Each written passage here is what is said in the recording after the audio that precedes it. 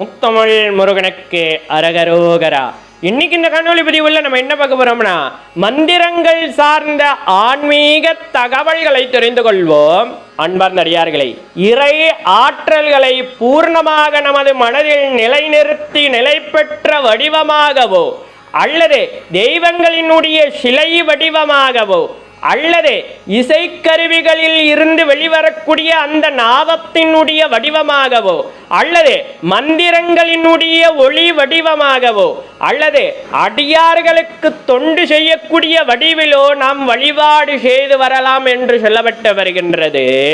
அந்த வகையில் பார்க்கும் பொழுது நமது தெய்வ செந்தமிழான தமிழ் மொழியால் பாடினாலும் மந்திர ஒளிகளை எழுப்பினாலும் இசைக்கருவிகளில் இருந்து வெளிவரக்கூடிய நாதமாக இருந்தாலும் அத்தனையும் ஒளி வடிவமாக இறையருளை பெறுவதாக சொல்லப்பட்டு வருகின்றது.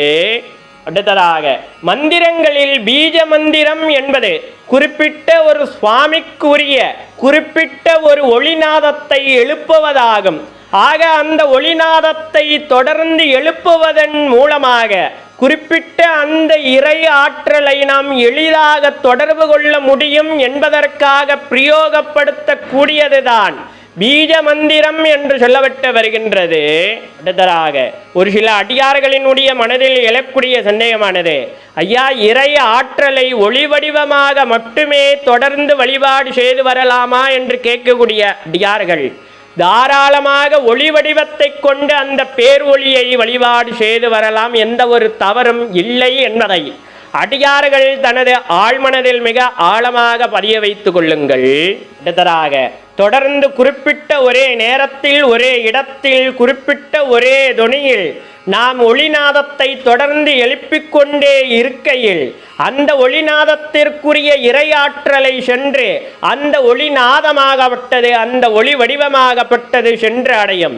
ஆக சென்று அடைந்த அந்த ஒளிநாதத்தில் இருந்து நாம் எந்த இறையாற்றலை எழும்பச் செய்கின்றோமோ அந்த இறையாற்றல் நம்மை நோக்கி தொடர்ந்து பயணிக்க செய்துவிடும் என்பதால் இதை தாந்திரீக முறையிலும் அதிகப்படியாக பிரயோகம் செய்து வருகின்றார்கள் என்றும் சொல்லப்பட்டு வருகின்றது. அன்பர்ந்த அடியார்களே, பலவிதமான மந்திரங்களை தொடர்ந்து ஜெபித்துக் கொண்டே இருப்பதாலும் எந்த பலனும் நமக்கு கிடைப்பதில்லை. ஒரு மந்திரத்தை ஜெபித்தாலும் நாம் ஜெபிக்கக்கூடிய அந்த மந்திரத்தின் சாரமுணர்ந்து பொருள் உணர்ந்த அந்த மந்திரத்தை நமது ஆன்மாவும் நமது உணர்வும் இரண்டர ஒன்று சேர்ந்து ஜெபித்தால்தான் அந்த மந்திரமாகப்பட்டது நமக்கு முழு பரிபூர்ண பலனை தந்தருளும். ஆகையால் நாம் எத்தனை மந்திரங்கள் ஜெபிக்கின்றோம் என்பது முக்கியமில்லை. எத்தனை மந்திரங்கள் ஜெபித்தாலும் அதற்குரிய பொருளை நாம் உணர்ந்தபடி ஜெபிக்கின்றோமா என்பதை சற்று சிந்தித்து செயலாற்றினால் மந்திரங்கள் நமக்கு முழு பலனை தந்தருளும் என்பதை சொல்லிக்கிட்டு மேல்முறை இனிய பதிவு உங்களை சந்திக்கின்றேன். இவ்வளவு ஆன்மீக சார்ந்த ஏதேனும் சந்தேகங்கள் இருந்தாலும் கூட தயங்காமல் கருத்துரை பெட்டி என்று அழைக்கப்படுகின்ற கமெண்ட் பாக்ஸில் பதிவு செய்யுங்க. அடியனுக்கு தெரிந்தால் கண்டிப்பாக உங்ககிட்ட காணொலி மூலமாக பயந்துக்கிறேன். நமது தமிழ் வேதம் 922 சேனல் இன்னும் சப்ஸ்கிரைப் பண்ணாத அடியார்கள் மறவாமல் சப்ஸ்கிரைப் பண்ணி பக்கத்தில் இருக்கிற பெல் பட்டன் அமைதிட்டு ஆல் ஆப்ஷன் தட்டிங்கன்னா நாங்கள் பதிவு செய்கிற ஒவ்வொரு காணொலி பதிவும் உங்களை அடையும். மேலும் நமது தமிழ் வேதம் 922 சேனலில் நிறைய ஆன்மீக சார்ந்த காணொலி பதிவுகள் தொடர்ந்து பதிவேற்றம் செய்து கொண்டே இருக்கிறோம். அதெல்லாம் இன்னும் பார்க்காத அடியார்கள் ஒரு முறை சென்று போய் பாருங்கள்.